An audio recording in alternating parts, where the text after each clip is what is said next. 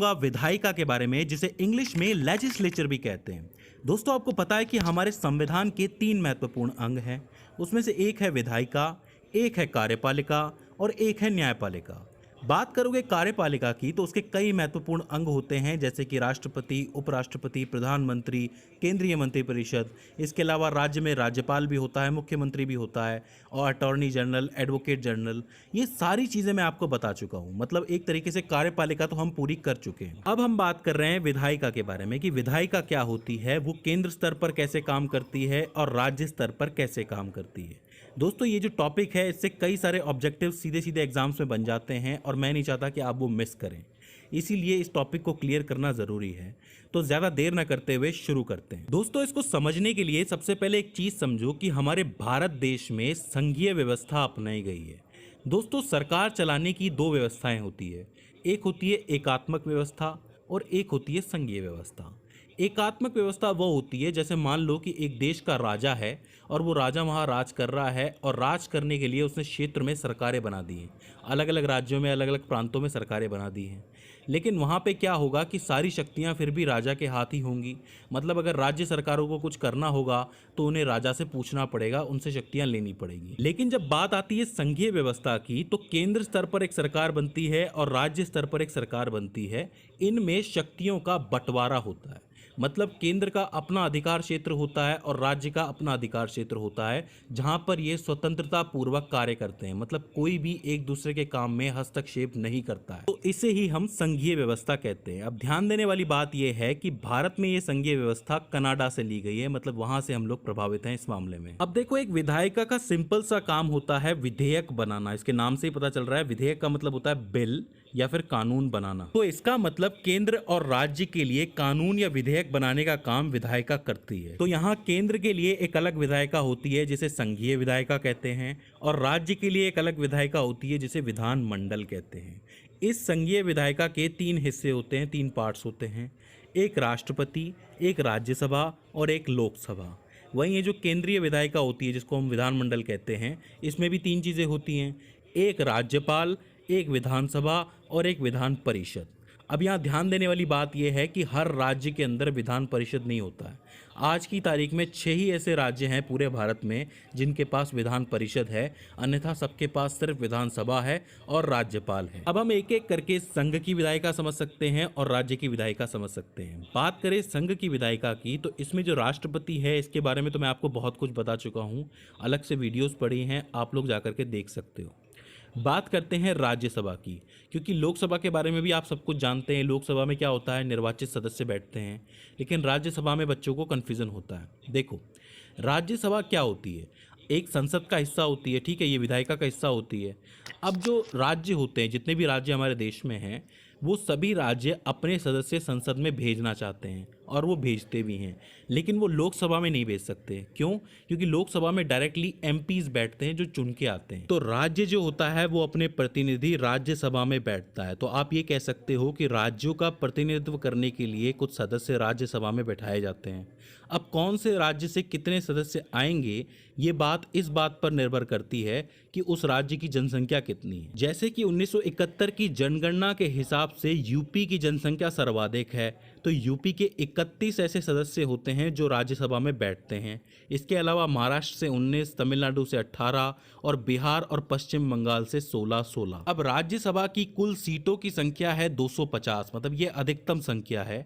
लेकिन जब आप बात करोगे वर्तमान की, तो वर्तमान में 245 ही है। उस 245 में से भी 233 ऐसे होते हैं जो राज्यों की तरफ से चुन के आते हैं। मतलब जो राज्य सरकार चुन के भेजती है उनको निर्वाचित कह सकते हो आप, लेकिन वो अप्रत्यक्ष निर्वाचन से आते हैं। उन्हें जनता नहीं चुनती है, उन्हें वहाँ की विधानसभाएं चुनती है जो भेजती है उनको, ठीक है। और उसके अलावा जो 13 सदस्य होते हैं वो मनोनीत होते हैं, जो कि राष्ट्रपति द्वारा चुने जाते हैं, जो कि कला से हो सकते हैं, साहित्य से हो सकते हैं या विज्ञान से हो सकते हैं। तो ये दोनों मिला के वर्तमान में राज्यसभा में टोटल 245 सीटें भरते हैं, ठीक है। अधिकतम है 250, वैसे है 245। इसमें आपको याद रखने वाली बात यह है कि इसमें जितने भी सदस्य आ रहे हैं वो अप्रत्यक्ष चुनाव से आ रहे हैं, ये लोकसभा की तरह नहीं है, ठीक है। इसके अलावा अगर आप बात करोगे लोकसभा की, तो आपको पता है कि लोकसभा में अधिकतम अधिकतम 552 सीटें हैं, जिसमें से 550 तो निर्वाचित सदस्यों के लिए हैं जो कि चुनाव लड़के आते हैं, और 2 सीटें हैं एंग्लो इंडियन के लिए। आपको पता है 2 पहले से इसके अंदर बनाई गई हैं, ठीक है। लेकिन जब आप बात करोगे वर्तमान की, तो वर्तमान में यहाँ पे सिर्फ 545 सीटें भरी हुई हैं, जिसमें से 543 तो निर्वाचित हैं, मतलब चुन के आए हैं, और 2 एंग्लो इंडियन हैं। अच्छा, इन 543 में से भी 530 वो हैं जो राज्यों से चुन के आए हैं, मतलब जिन्होंने राज्यों में चुनाव लड़ा था, और 13 वो हैं जो यूनियन टेरिटरीज यानी कि केंद्रीय शासित प्रदेशों से चुन करके आए हैं। तो आप एक चीज़ कह सकते हो कि जो लोकसभा है इसके अंदर जो चुन के आते हैं वो कभी तो हटेंगे, मतलब 5 साल में तो हटेंगे। तो ये जो सदन है ये अस्थायी सदन है। और जब बात करोगे राज्यसभा की, तो वो है स्थायी सदन। क्यों? क्योंकि वहाँ पे जो भी मेंबर्स आते हैं, जब नए आते हैं तो पुराने रिटायर होकर चले जाते हैं, फिर नए आते हैं तो पुराने रिटायर होकर चले जाते हैं। तो ऐसे में ये सदन बना रहता है, तो इसको स्थायी सदन कहा जाता है। तो अब अगर केंद्र को कोई बिल बनाना होगा तो उसे राज्यसभा में भी उसे पास करवाना पड़ेगा, मतलब राज्यों के सभी जो मेंबर आए हैं उन्हें ये बिल मंजूर होना चाहिए। लोकसभा से भी करवाना पड़ेगा, मतलब वहाँ पे भी बहुमत चाहिए, और राष्ट्रपति के भी साइन करवाने पड़ेंगे। तो केंद्र में बिल बनाने के लिए इन तीनों की सहमति ज़रूरी होती है। अब अगर हम बात करें राज्य की विधायिका की, जिसको विधानमंडल भी कहते हैं, तो उसमें होता है एक विधान परिषद, एक विधानसभा और एक होता है राज्यपाल। अब देखो, राज्यपाल के बारे में मैं वीडियो बना चुका हूँ, अलग से काफ़ी कुछ बता चुका हूँ आपको। बात करें विधानसभा की, तो देखो विधानसभा का वही काम होता है जो लोकसभा का होता है, मतलब ये भी एक अस्थायी सदन होता है। इसमें जितने भी सदस्य चुन के आते हैं वो सारे के सारे निर्वाचित होते हैं, मतलब उन्हें जनता चुनती है डायरेक्ट, तो वो प्रत्यक्ष चुनाव के जरिए आते हैं। अब विधानसभा में क्या होता है कि अधिकतम सीटों की संख्या 500 होती है, ठीक है। इस बात को आपको याद रखना है कि ज़्यादा से ज़्यादा 500 सीटें हो सकती हैं किसी एक राज्य में। किसके लिए? एमएलए के लिए, एमपी के लिए नहीं, एमएलए, क्योंकि राज्य में एमएलए होते हैं। और न्यूनतम सीटें कितनी हो सकती हैं? 60 हो सकती हैं। अब देखो, कई राज्य इतने छोटे हैं कि वहाँ पे जनसंख्या बहुत कम है, तो ऐसी स्थिति में 60 से भी कम होती हैं कई राज्यों में सीटें, उन्हें अपवाद कहा जा सकता है। तो आप इस विधानसभा को भी अस्थायी सदन कहते हो। क्यों? क्योंकि 5 साल के बाद दोबारा चुनाव होते हैं, सरकार बदल सकती है, ठीक है। इसके बाद बात करें विधान परिषद की, तो देखो विधान परिषद को स्थायी सदन कहा जाता है, क्योंकि उसमें सदस्य होते हैं जिसमें से कुछ आते हैं और कुछ फिर चले भी जाते हैं रिटायर होके। ये जो सदस्य होते हैं ये किसी के भी द्वारा चुने जा सकते हैं, जैसे कि मेनली राज्यपाल के द्वारा भी चुने जा सकते हैं, किसी शिक्षकों के द्वारा भी चुने जा सकते हैं, मतलब शिक्षकों को अपना आदमी बैठाना हो, या फिर पंचायतों के द्वारा भी चुने जा सकते हैं।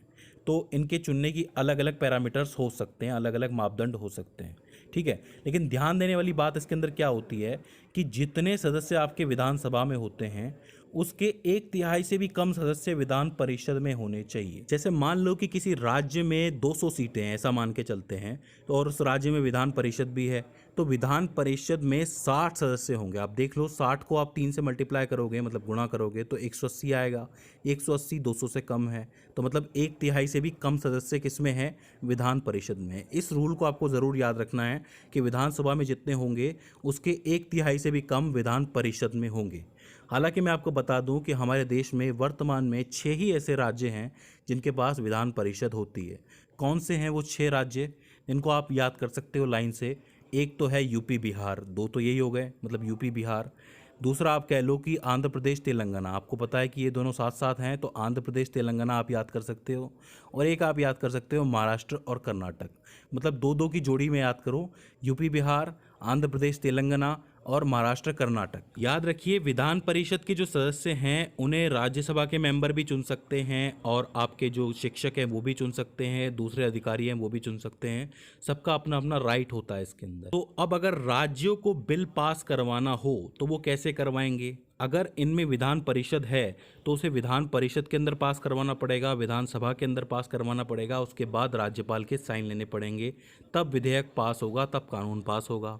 और ऐसे राज्यों में जहाँ पे विधान परिषद नहीं है वहाँ पे विधानसभा से पास करवाओ और फिर राज्यपाल से साइन करवाओ। इसके अलावा मैं आपको एक पॉइंट बताना चाहता हूँ कि हमारे देश में 3 यूनियन टेरिटरीज ऐसी हैं, मतलब 3 केंद्रीय शासित प्रदेश ऐसे हैं जहाँ पे विधानसभा की व्यवस्था की गई है। उसमें से एक जम्मू एंड कश्मीर है, जहाँ पे अभी तक चुनाव हुए नहीं है वर्तमान के हिसाब से, लेकिन होंगे ज़रूर। दिल्ली है, और पुदुचेरी है। ठीक है, तो इन तीनों को आपको याद रखना है। तो दोस्तों आपने देखा कि केंद्र की जो संघीय विधायिका है और इधर जो विधानमंडल है मतलब राज्य की विधायिका है, वो अपने अपने अधिकारों में स्वतंत्र होकर बिल बना सकती है। केंद्र के बिल अलग बनेंगे, राज्य के अलग बनेंगे, और उन्हें स्वतंत्रता है कि वो इस बिल का खुल के विरोध भी कर सकते हैं, क्योंकि उन्हें कुछ एक विषयों के तहत आवाज उठाने का अधिकार है। तो दोस्तों मुझे उम्मीद है कि